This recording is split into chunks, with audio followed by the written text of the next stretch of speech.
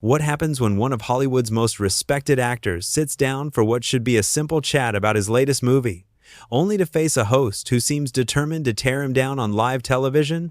It only took 32 seconds of Graham Norton's relentless personal attacks for Harrison Ford to reach his breaking point and deliver the most shocking exit in talk show history. Picture this: the lights are bright, the audience is packed, and Harrison Ford walks onto the Graham Norton show stage with that familiar, confident stride we've seen in countless movies. He's here to talk about his new film, maybe share a funny story or two, and give fans what they want to see. The crowd erupts in applause as he settles into the famous red chair, flashing that iconic Harrison Ford smile. Graham Norton, with his usual theatrical flair, introduces his guest with over-the-top enthusiasm. The audience loves it. Harrison seems relaxed, even amused by Graham's dramatic introduction. Everything appears to be going exactly as planned for what should be a lighthearted evening of entertainment. But something is different tonight. There's a tension in Graham's voice that sharp-eyed viewers might pick up on. His smile seems forced, his jokes a little too pointed. As the applause dies down and the cameras focus in for the interview portion, Graham leans forward with a look that suggests this won't be the friendly chat everyone expects. The first question comes out innocently enough.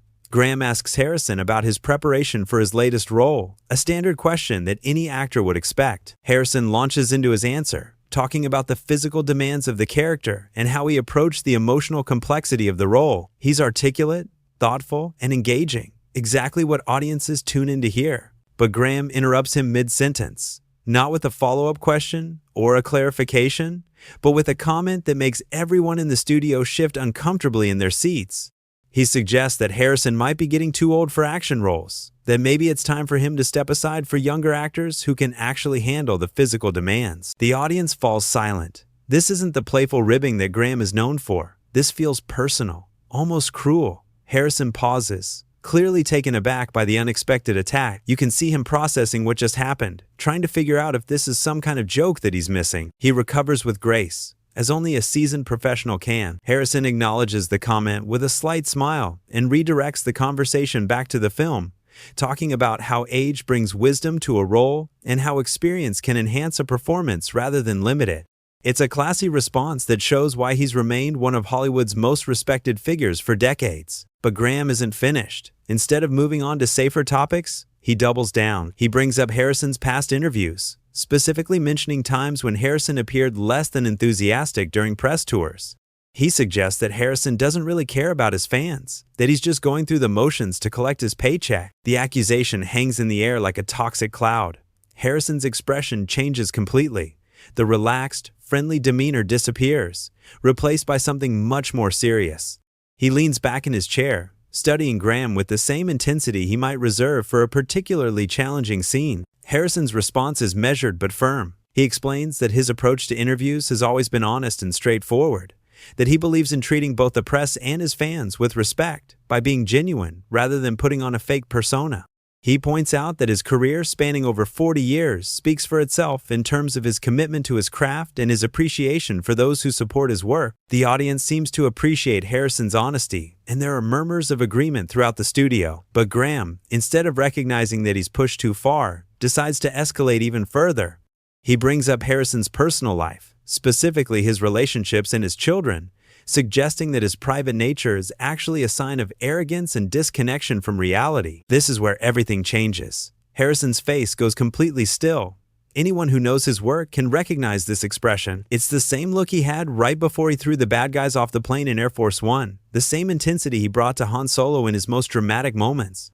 The professional mask is slipping, and what's underneath is not happy. Harrison, very quietly, very clearly, tells Graham that his family is off limits. He explains that there's a difference between discussing his work, which is public, and discussing his personal relationships, which are private. His voice is calm, but there's steel underneath that makes everyone in the studio understand that this is not a suggestion, it's a warning. But Graham, perhaps thinking he's found a weakness to exploit, presses even harder. He makes a comment about Harrison's parenting style, suggesting that his desire for privacy is actually harmful to his children, and that he's being selfish by not sharing more about his family life with the public. The silence that follows is deafening. Harrison sits completely still for what feels like an eternity, but is probably only a few seconds. When he finally speaks, his voice is so quiet that everyone in the studio has to lean forward to hear him. "Graham," Harrison says, and there's something in the way he says the name that makes everyone understand this is a pivotal moment. I came here tonight to talk about a movie. I came here to give your audience something entertaining and maybe a little insight into the work that went into making this film. I did not come here to be insulted. His words are precise, controlled, but underneath there's a rumbling that suggests something much more powerful is building. The audience is completely silent now, sensing that they're witnessing something unprecedented. Even the camera operators seem frozen, unsure whether they should keep rolling or cut away. Graham, incredibly, seems oblivious to the danger he's in. Instead of backing down or apologizing, he actually laughs. It's a dismissive, condescending laugh that makes it clear he thinks Harrison is being overly sensitive. He waves his hand as if brushing away Harrison's concerns and tells him to lighten up, that this is just how talk shows work, that if he can't handle a little questioning, then maybe he shouldn't be doing interviews. The moment those words leave Graham's mouth, something shifts in the studio. It's as if the temperature drops 10 degrees. Harrison's jaw tightens almost imperceptibly, and when he looks at Graham again, there's no warmth left in his eyes whatsoever. Harrison asks Graham a simple question. He wants to know if Graham has children. Graham, caught off guard by the sudden change in direction, admits that yes, he does have family members he cares about. Harrison nods slowly, then asks if Graham would appreciate someone he'd never met, making judgments about how he raises his family or handles his personal relationships. The question hangs in the air, and for the first time since the interview began, Graham seems to realize he might have crossed a line. But instead of taking the opportunity to step back, he doubles down once again. He tells Harrison that being a public figure comes with responsibilities, that celebrities owe their fans access to their personal lives, and that Harrison's attitude is exactly what's wrong with Hollywood stars today. Harrison's response is swift and devastating. He points out that Graham makes his living by invading other people's privacy, by pushing boundaries that shouldn't be pushed, and by creating drama where none needs to exist.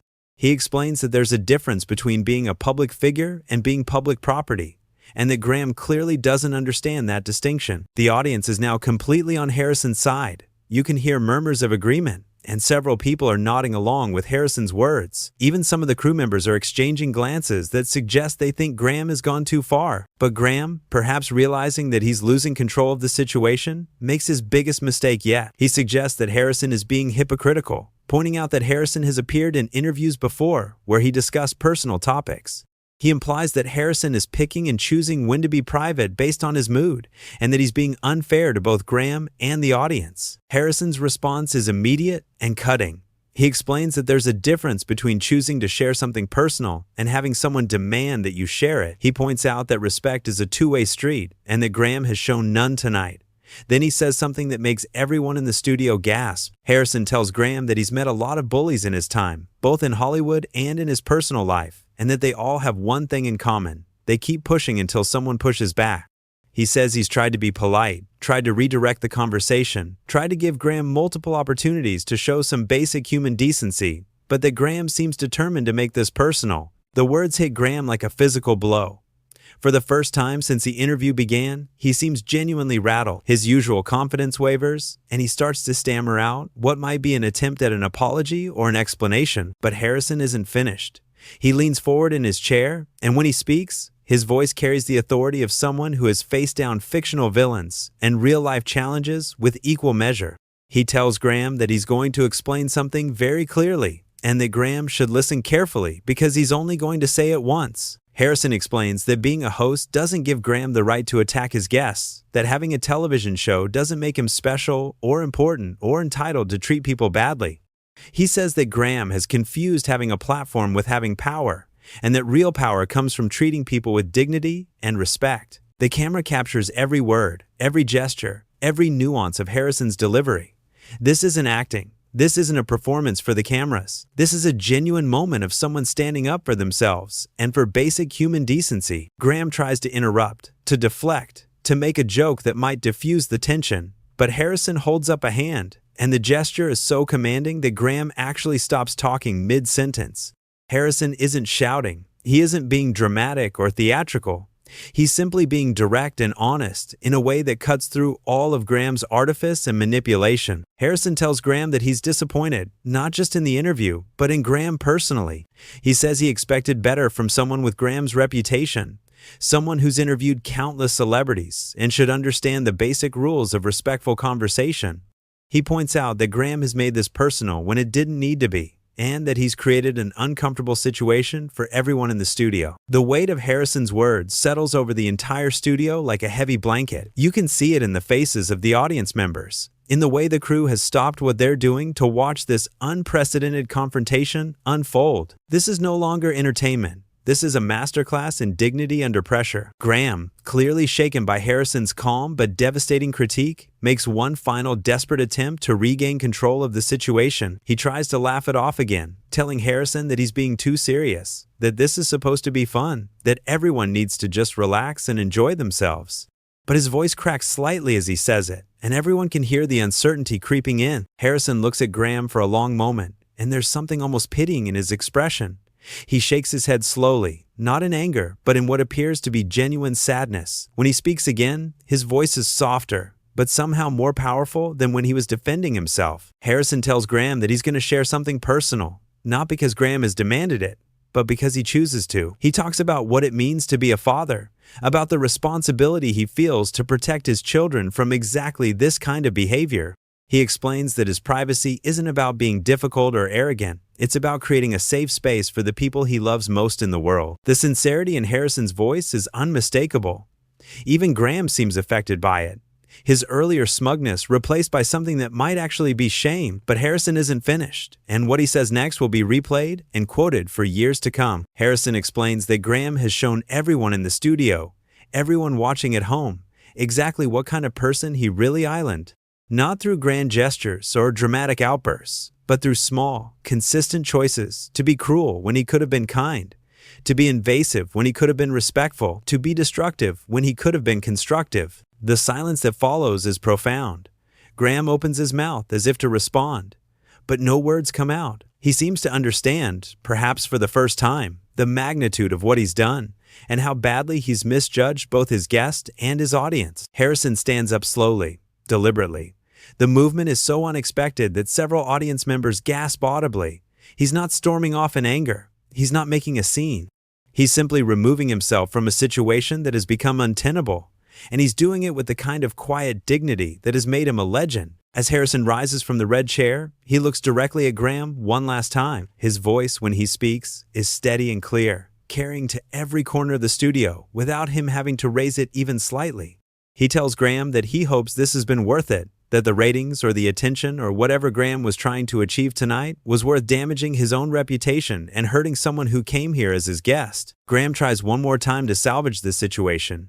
He calls out to Harrison, saying they can start over, that they can talk about the movie like they originally planned, but Harrison doesn't even turn around. He simply says, over his shoulder, that some things can't be undone, and that Graham has shown his true character tonight in a way that no amount of backtracking can erase. The audience is completely silent now, watching as one of the most respected actors in Hollywood walks calmly toward the exit.